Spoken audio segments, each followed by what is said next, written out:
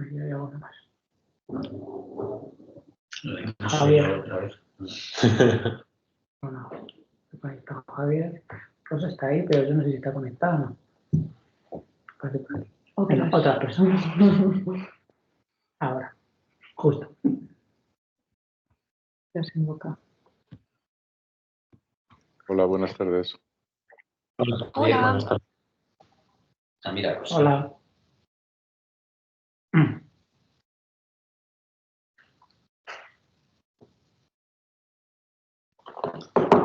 Vale, yo ya asisto aquí también.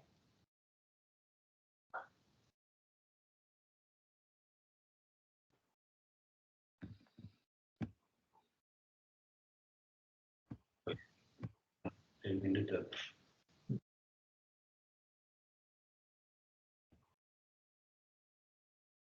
Yo creo que hay muchas esperanzas de que No. nadie más se una, ¿no? Yo creo El que se conecte, bueno, se conecta. Se conecta un poco más A tarde. ver si viene Oscar o algo, pero... Vale, pues voy empezando entonces. Yo creo que sí. Vale, pues bueno, yo os quiero hablar de... He estado leyendo sobre las relaciones que hay entre GABA y envejecimiento, ya que estamos encontrando relaciones entre GABA y psicosis. Y entre psicosis y la edad cerebral, envejecimiento, pues en lo que esperaba que me llegado los datos que necesitaba para seguir con mi artículo, me puse a ver cosas de estas. Y hay cosas que yo creo que pueden ser bastante interesantes, que incluso podríamos llegar a pensar alguna idea para escribir algún artículo sobre el tema. Entonces, bueno, eso no soy yo, ¿no? Vale. Es que yo que me han llamado. Entonces, Perdón. vale. Entonces, primero un poco por qué. Bueno, pues ya os he dicho, estamos encontrando evidencia que respalda una alteración GABAérgica en algunos pacientes con psicosis. También encontramos que algunos pacientes con psicosis muestran un cerebro envejecido o al menos cambios estructurales asimilables a los que causan envejecimiento. Y en la literatura, por lo que he estado leyendo estos días, encontramos una evidencia en que la función GABAérgica se modifica, pero por lo general se reduce con la edad. Y como tenemos datos de la función GABAérgica en la corteza prefrontal dorsolateral y también una medida del envejecimiento cerebral como es el brain age, pues quizá podríamos desarrollar alguna pequeña línea de investigación por este camino. Yo os cuento y a ver si se nos ocurre algo. Vale. De los datos que tenemos, para ponernos un poco en contexto, lo digo así rápidamente, que tenemos, por un lado, esto del brain age, que es una idea de edad cerebral, ¿vale? Simplemente introduces en un modelo de Machine Learning características extraídas de redes estructurales y este modelo calcula la edad. Es decir, primero introduces en el modelo una primera imagen de una persona, digamos, de 20 años, y el modelo dice, tiene 60 años. Y dices, no, no tiene 60, tiene 20. El modelo dice, ah, vale, perdón. Modifica sus parámetros, le metes otra imagen y así poco a poco va aprendiendo. Este modelo se ha entrenado con 2.761 imágenes, algunas de las muestras del agua, pero luego sobre todo con imágenes que en Teleco consiguen de diferentes bases de datos internacionales. Y este modelo es el último que ha salido, me lo ha pasado mi compañero Rafa este martes. Tiene un error absoluto de 5 años y vemos que la correlación entre la edad predicha y la edad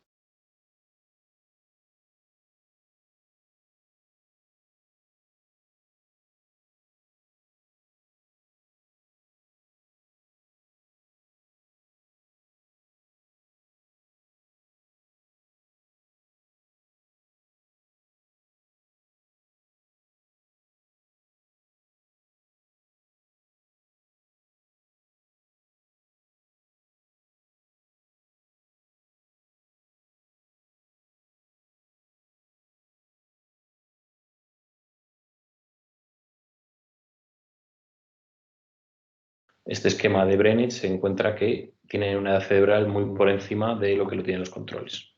¿Vale? Entonces tenemos esta medida de envejecimiento cerebral. Por otro lado, tenemos una medida de la función GABAérgica, de lo que hemos estado hablando últimamente con las presentaciones de los ingenieros de Barcelona. ¿En qué consiste esto? También lo digo muy rápidamente. Pulsos consecutivos de la TMS provocan que el segundo tenga una respuesta electroencefalográfica menor en términos de amplitud al activar el primer pulso las neuronas GABA. La diferencia de activación se considera como un proxy de esta función GABAérgica de los receptores GABA-A para SICI y GABA-B para LICI. Y esta reducción de la amplitud hemos visto más bien que es menor en psicosis. Vemos aquí como la diferencia de lo que se ha reducido un pulso de un pulso a otro es significativamente diferente entre pacientes y controles para la N100 y la P180. Vale, entonces estos son los tipos de datos que tenemos. Ya voy a contar pues, lo que he encontrado entre GABA y envejecimiento. ¿Vale? Todo a partir de esta revisión, que es bastante interesante y muy detallada, y luego a partir de ahí artículos que posteriormente lo citan o que están relacionados con el tema. Siguiendo un poco el esquema de esta revisión, primero se centran en qué podemos encontrar de envejecimiento en el número de neuronas y número de sinapsis. En este caso, casi todo lo que hay es en modelos animales, supongo porque es muy difícil estudiar esto directamente en personas, y modelos animales de gatos, ratas y monos, encuentra que las neuronas GABAérgicas se reducen con la edad en las cortezas sensoriales, motora, entorrinal y el hipocampo. Y en humanos lo único que he encontrado es que la corteza auditiva al comienzo de la vida adulta comienza a perder también en neuronas GABAérgicas. ¿Número de neuronas o número de sinapsis? Porque se suele hablar de poda neuronal cuando se habla de reducción de número de sinapsis, no de número de neuronas. Pues en este caso no sé, tendría que mirar. Ya me parece raro que se mueran las neuronas. Vale, pues entonces era la sinapsis. En cualquier caso, como este no es el tipo de datos que manejamos, pues sí me es interesante, pero me parece más relevante centrarnos en la segunda parte del artículo en el que habla de cambios funcionales. La mayoría de cambios funcionales, por supuesto, están medidos con la TMS, y lo que han encontrado es que la función GABAérgica se reduce con la edad en la corteza motora, y no solo eso, sino que existe una relación entre la función GABAérgica de la corteza motora y el desempeño en tareas motoras. Luego también en el corte somatosensorial en la primaria sucede lo mismo, en la secundaria no, lo he comprobado en este artículo y no sucedía. Y dicen que se caracteriza por la varianza interindividual, es decir, que principalmente puedes tener más o menos GABA en función de ti mismo, no que te compares con que seas con otro grupo mayor, otro grupo menor, pero sí que hay una tendencia a que se reduce significativamente con la edad. Cabe destacar que todos estos estudios no son longitudinales, que serían los idóneos para encontrar este tipo de reacciones. Y además las personas con menor supresión tienen menor rendimiento en una tarea táctil, es decir, que de nuevo se relaciona la función GABAérgica disminuida que encuentran con la edad con el rendimiento en tareas que están relacionadas con esa zona del cerebro. Pero seguramente esto tiene que ver con que te haces realmente mayor. O sea, quiero decir que cuando eres niño predomina mucho la función glutamatérgica. En la adolescencia se va desarrollando más la función GABAérgica y la glutamatérgica disminuye. Otra cosa es que claro, que en etapas, pues a lo mejor ya de envejecimiento, la función GABA también disminuya, ¿no? Pero yo creo que en el punto que más nos interesa, que es ahí la transición de la adolescencia y la vida adulta, desde donde empieza la psicosis, pues lo que deberíamos encontrar es una maduración de la actividad GABA, o sea, una mayor actividad GABA. Esto seguramente cuando hablas aquí de que se reduce significativamente con la edad, y además luego hablar de personas mayores, parece seguramente referirse a eso.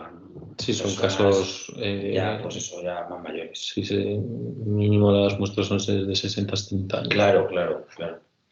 Entonces, pero es importante ver que realmente lo que es signo característico de una maduración cerebral normal es la transición predominio de actividad excitatoria a menor predominio porque madura más la actividad inhibitoria. Y eso es lo que creemos que falla en nuestros pacientes, y de hecho por eso encontramos nuestra hipofunción GABAérgica. Si no, lo que sería es que, bueno, pues que sería normal lo que les pasa al disminuir la actividad GABAérgica. Claro. Y luego esa función GABAérgica deteriorada se presupone de la hipótesis de que en el momento del paso de la adolescencia a la edad adulta no se da ese paso y luego sigue deteriorándose, o simplemente se mantiene, o no se sabe. No, yo creo que lo que hace es no aumentar normalmente. O sea, en la infancia hay poco, en la adolescencia normalmente hay más. Claro. Entonces lo que pasa probablemente es por una alteración del neurodesarrollo, es que hay aumenta menos de lo que debería aumentar. Claro, pero luego aumenta menos y se mantiene estable, o aumenta menos a lo largo de los años. Probablemente se mantenga estable, vete tú a saber, yo qué sé. Vale. Esto es algo que no sabe nadie, quiero decir. Vale. Bueno, y siguiendo, en 2021 he encontrado otro artículo en el que no se encuentran estas diferencias en la concentración ni en la actividad GABA, es decir, ni con espectroscopia ni con TMS, pero sí en su disponibilidad medida en la corteza sensomotora. Y la mayoría de estos experimentos confirman lo que se había visto antes en modelos animales. Vale, como nosotros la función GABérgica que medimos es en el córtex frontal, he buscado información relacionada con esta parte del cerebro, ya que las otras pueden no resultarnos tan interesantes. En los modelos animales se encuentra que la función GABérgica en el córtex aumenta con el paso del tiempo, pero en los dos únicos artículos que he encontrado sobre el tema esto no es lo que sucede. En los modelos humanos la concentración de GABA con espectroscopia se reduce y sí que se ha asociado con un menor rendimiento cognitivo. Pero, sin embargo, estos resultados son opuestos a un artículo de 2018 en el que la concentración de GABA no cambia por la edad, pero sí su función medida con la TMS en el córtex frontal. Entonces tampoco hay mucha información al respecto en este caso. Claro, todo dependerá de la población que estudies, porque si aquí hablas de envejecimiento, pues es diferente. Quiero decir que no es... La muestra concreta de edad que coges. Claro. Hombre, lo para que lo que tú estás diciendo es que si hay más envejecimiento habría menos función GABérgica, lo cual tiene cierto sentido, o viceversa, porque menos GABA, una corteza hiperexcitable y por tanto más probabilidad de puesta en marcha de mecanismos de oxidación, etcétera, que puedan dañar la corteza. Eso tiene sentido. Vale, luego, otro me ha resultado muy interesante es este metaanálisis de Calporgues y sus colegas en 2021, que es lo que mejor resume lo que hay en la literatura sobre cambios en la concentración de GABA a lo largo de la edad. En esta gráfica que tengo aquí a la derecha, ¿vale? Cada color representa un artículo diferente. Ya veis, aquí está al principio, cuando entre los 10 años y los 20, pues sube. ¿Ves? Cada punto es un individuo que se ve la concentración de GABA a lo largo de la edad y la conclusión a la que llegaron es que hay un cambio no lineal en el que se mantiene más o menos estable durante los primeros 40 años de vida. Como dice Vicente, hay un aumento al final de la adolescencia y a partir de los 40-50 años es cuando comienza a reducirse la función GABAérgica.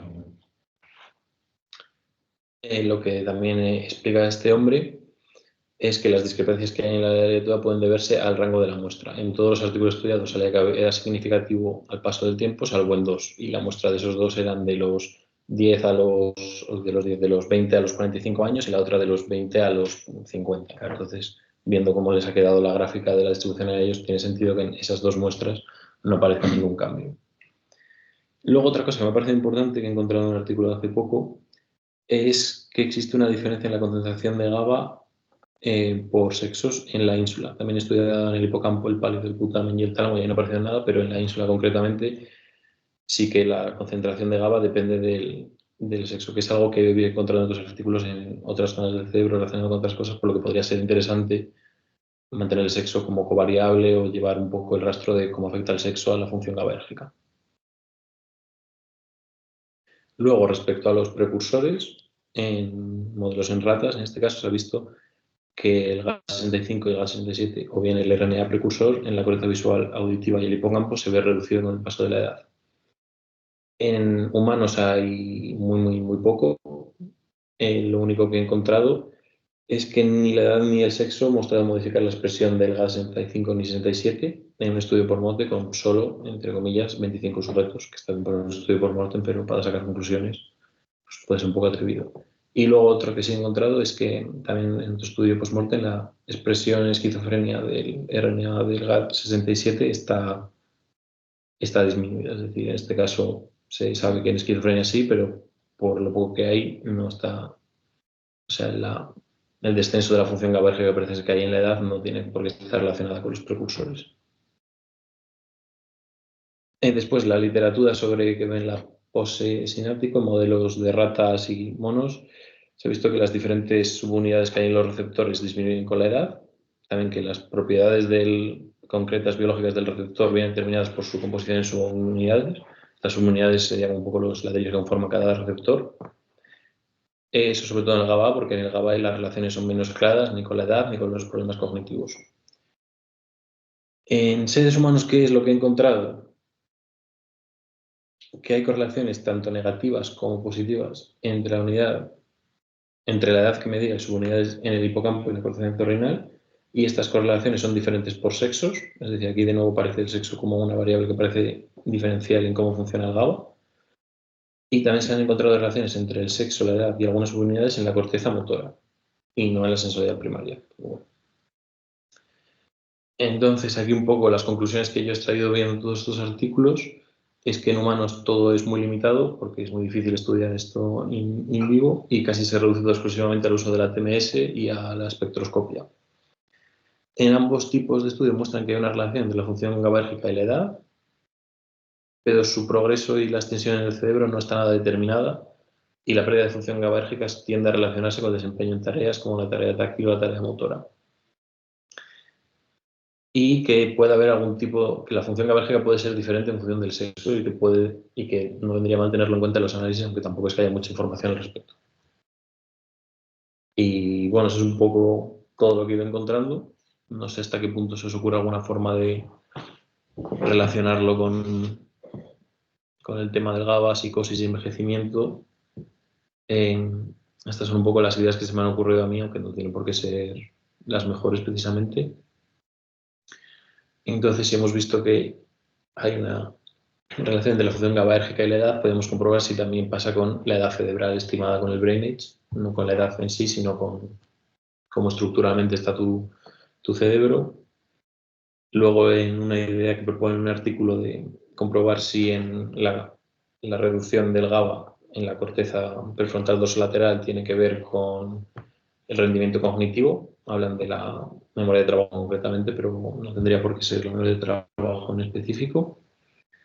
Luego, de tener suficientes casos, podríamos comprobar la trayectoria de la función GABAérgica del metaanálisis de Borges y cómo se comporta esta en psicosis, pero claro, no tenemos una muestra lo suficientemente joven como para decir el cambio del que ha estado hablando Vicente antes.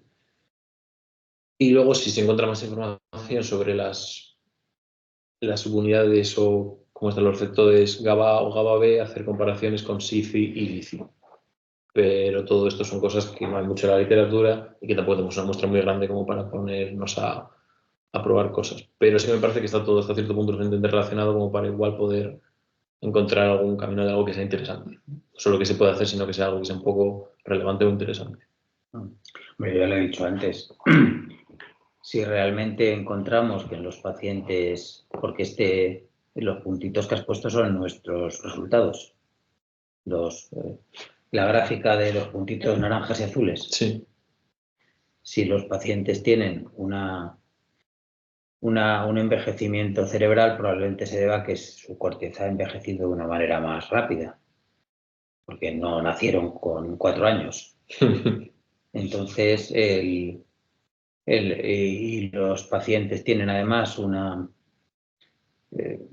hiperexcitabilidad de la corteza. Es bastante verosímil que esa hiperexcitabilidad pues dañe la corteza levemente. Porque ten en cuenta que cuando hay epilepsia, por ejemplo, que es una forma extrema de excitabilidad aumentada, pues claro, se producen daños cerebrales. Es como que demasiada actividad pues produce aumentos de la entrada de calcio en las neuronas y eso pues puede llegar a ser dañino. Entonces, bueno, pues parece una hipótesis coherente el buscar si existe una relación, es decir, si la hiperactividad o la hiperexcitabilidad, mejor dicho, de la corteza, valorada con TMS, puede predecir de alguna manera el grado de envejecimiento de cada individuo. Que sería demostrar de una manera, bueno, pues razonablemente fehaciente que este déficit inhibitorio es capaz de, bueno, pues de dañar el cerebro. Realmente, como veíamos la semana pasada, parece que el biotipo con mayor déficit cognitivo parece presentar más alteraciones estructurales, como vimos en el artículo de hace unos años, y ahora parece presentar también una mayor hiperexcitabilidad cortical. Si eso es así, pues probablemente estén relacionados. Me parece bastante lógico pensar que sea así.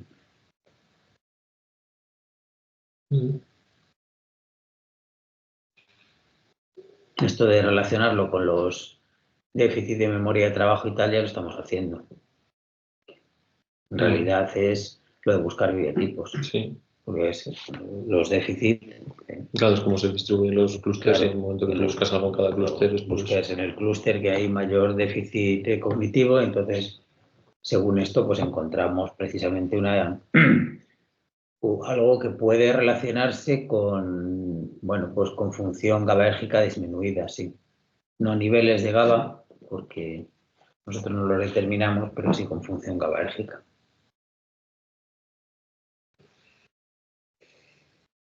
Oye, perdona.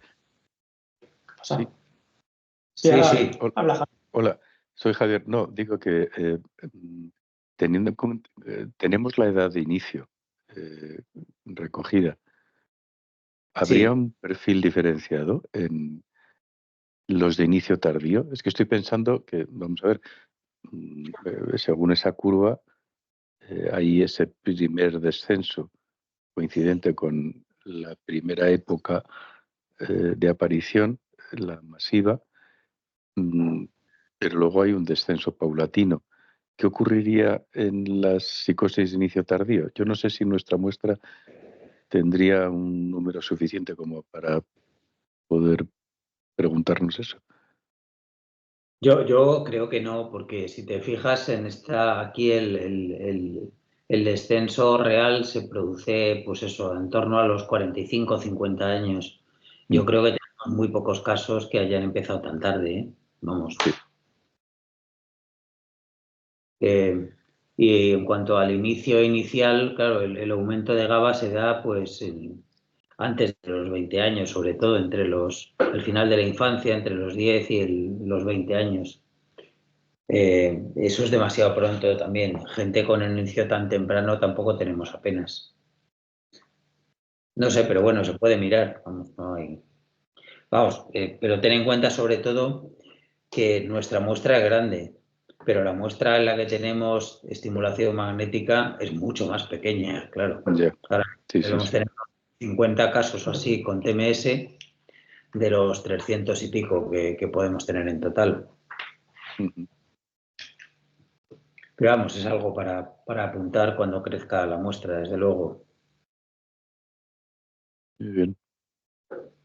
¿Tú decías algo? Sí, te iba a preguntar si esos modelos de clasificación en función de la edad son igual de sensibles a cualquier edad o solamente o ajustan mejor con el avance de la edad. Digamos que si nosotros en vez de tener todo el spam de edad nos reducimos solamente a los 20-30 años, no sé si hay estudios que hayan evaluado que sean igual de sensibles a los cambios en esa edad o Sí. pues la sensibilidad sea...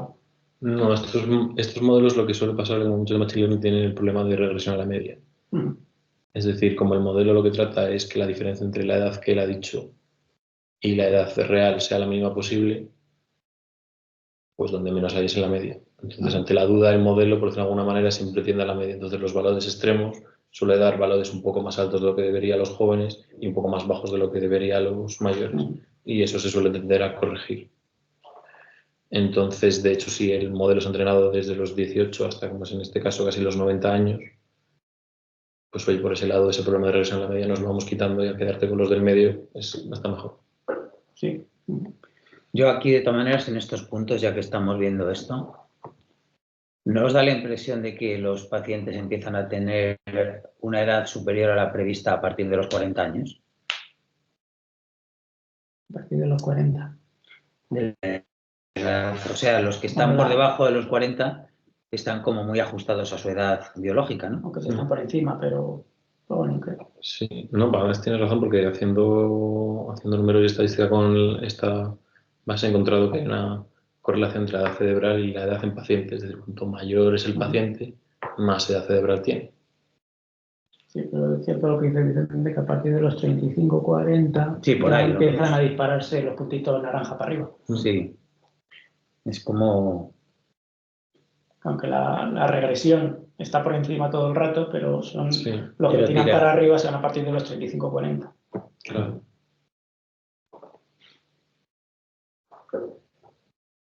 Eso, por ejemplo, podría explicarse en algo que he estado leyendo sobre esto de la edad cerebral, que en los primeros episodios la edad cerebral nunca suele salir significativamente mayor que los controles. Pero en cuanto Claro. pasan unos pocos años ya sí que es mayor la edad cerebral. Sí, pero por eso hemos hablado otras veces del efecto acumulativo de los tratamientos y cosas así. También es el problema, claro. Claro. El deterioro en la calidad de vida también, ¿no? Sí, el beber mucho, fumar mucho, hacer poco ejercicio, muchos venenos de los que les mandamos tomar y bueno. Que, por ejemplo, en esto de los estudios de edad cerebral se ha visto que la gente que fuma mucho, hace poco ejercicio, está mucho tiempo sentado, todo eso que es malo en general, hace que tengas una edad cerebral mayor. Hombre, aquí lo que sí podíamos ver, a ver, muchos de estos pacientes muy mayores lo que tienen últimamente es pinchados unos fármacos que duran mucho tiempo. Podemos, como tenemos recogido el tratamiento, podemos comparar fácilmente la edad cerebral entre los que tienen pinchados fármacos que duran mucho tiempo y los que no. ¿Pero por qué te importa lo de los de liberación? Pues porque vamos a ver, en los que lo toman oral, las dosis son menos constantes y probablemente hay más interrupciones. Uh-huh. Es un efecto, una manera de comprobar el posible efecto de estos fármacos sobre la edad es comparar los que lo tienen asegurado y a unas dosis moderadas o altas. Claro que también ahí el problema es que muchos de los que lo tienen puesto de acción prolongada también tienen pautados orales y otros fármacos, ¿no? No se puede hablar de una manera demasiado categórica, ¿no? Pero bueno. O sea, quiero decir, es más fácil que tenga alguien, bueno, no, a partir de los 40 años no necesariamente tienen puestos estos fármacos. Yo creo que la franja en la que lo tienen más puestos son los que están más, los que Sí. dan más lata con ingresos entre los 20 y los 35 años, por ahí, ¿no? Seguramente, los menos cumplidores. Sí. Y en cualquier caso, entiendo que lo que planteas es que estamos más seguros de que tienen más carga farmacológica los que tienen liberación retardada. Claro. Pero inferir que los que lo toman oral no lo toman, no sé. No, es que es muy difícil eso de hacer, porque es que, vamos, tú lo sabes igual que yo, que los que se les pinchan muchas veces se les mandan otras 3 o 4 cosas también. Uh-huh. Entonces no es nada fácil. Una cosa que no sé si tiene sentido desde el punto de vista farmacológico, el tomar un tratamiento de manera intermitente, incluso ir cambiando, ¿no? Distintos tipos de tratamiento. Si la dosis total ha sido inferior a un tratamiento de liberación prolongada que tomen durante mucho tiempo, sí o sí va a haber menor impacto en los que lo toman de manera intermitente que en los que lo toman de manera continuada. Podríamos encontrarnos que al tomarlo de manera continuada deteriorarse menos el cerebro. Hombre, eso es una cuestión muy vieja, el tratamiento intermitente con signos de alarma frente al tratamiento prolongado. Yo creo que de lo que hay datos bastante más sólidos es que el tratamiento intermitente se asocia a bastantes más recaídas. El tratamiento prolongado a menos, pero pues también a más efectos secundarios. Es una cuestión, bueno, pues que se ha debatido y que se sigue debatiendo, yo creo, desde hace muchísimo tiempo. La tolerancia y los efectos secundarios frente a la prevención de recaídas. Yo no sé, ¿tú quieres comentar algo de esto, Javier? No, el problema es que el tema de los fármacos es no solamente si lo toman o no lo toman y la cantidad, sino el qué, porque ahora mismo tenemos una variedad de mecanismos de acción importante, sobre todo de potencia de bloqueo dopa, que al final es lo que más... Entonces, con las mezcolanzas que se hacen a lo largo del tiempo y en un mismo momento, es muy difícil sacar conclusiones sobre el efecto farmacológico, yo creo. No sé.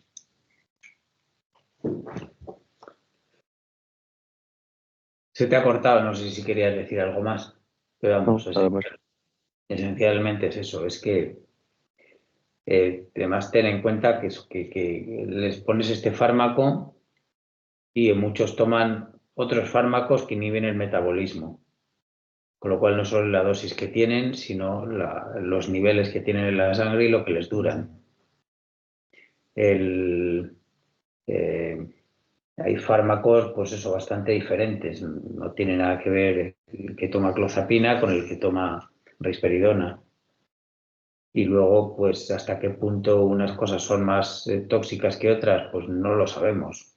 Pero vamos, la verdad es que lo que sí está bastante demostrado es que, aunque esto tenga un efecto de envejecimiento, la esperanza de vida se reduce menos en los pacientes que cumplen mejor con el tratamiento, que toman más tratamientos. Entonces, la cuestión es compleja, desde luego. Sí, y que el deterioro ya se daba en la era prefarmacológica. Y además se describía clínicamente de una forma muy parecida. No quiero decir que, por supuesto, que hay un deterioro asociado a los fármacos y una afectación cerebral que ya se reconoce, pero bueno, que perder de vista que el deterioro ya existía antes.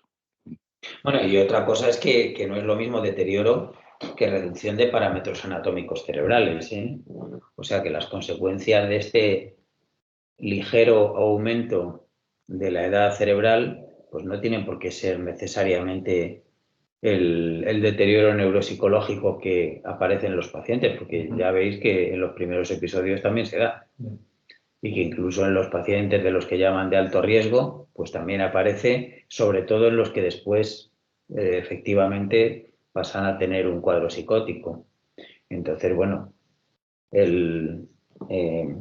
la disminución o el aumento de parámetros cerebrales no es necesariamente ni buena ni mala dentro del rango en el que nos movemos habitualmente. Y claro, no es esto. Nunca vemos en el cerebro lo mismo que vemos en el cerebro de una persona con Alzheimer. Muchísimo menos. O sea, son desviaciones estadísticas, pero si tú ves dos resonancias de dos cerebros, uno de un paciente con esquizofrenia y otro de un sujeto normal, es que no notan ninguna diferencia. Con un Alzheimer sí. Bien. Oye, ¿puedes volver atrás a la curva esa de la edad que me ha parecido interesante? Ahí lo tienes. Pero que estoy ampliando, que estoy un poco ciego y estoy con el móvil. Claro, es que aquí el incremento está hacia los 20 y poco. ¿Cómo el incremento de qué? El aumento.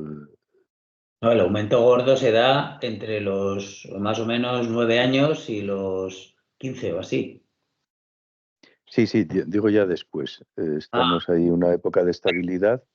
Sí, después hay un pequeño aumento, pero muy pequeño, yo creo, en comparación con el anterior. Y que se debe en gran medida a un solo estudio, ¿no? Al del Michelsen que son donde están todos los amarillos. Sí. Ah, Y vale. y el periodo justo previo entre los 10 y los 20 años apenas hay casos. Claro, es verdad, y hay muy poco.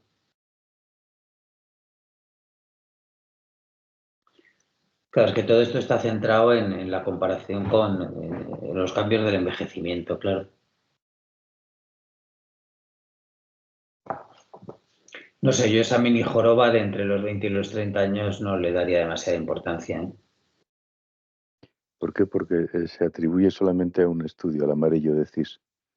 Se atribuye al amarillo y bueno, y es de una magnitud mucho menor que el que hay en una etapa previa. Pero el previo también es solamente por uno, ¿no? Ya, pero la magnitud es mucho mayor.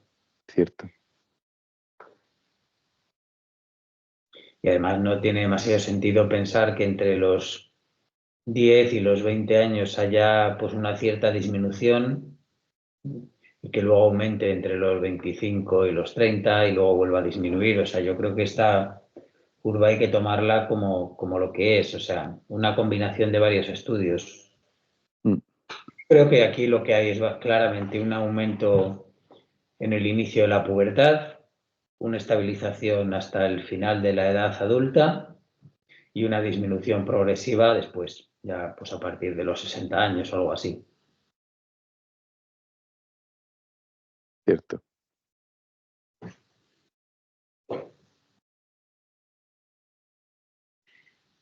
Bueno, ¿algo más que queréis comentar o lo dejamos aquí?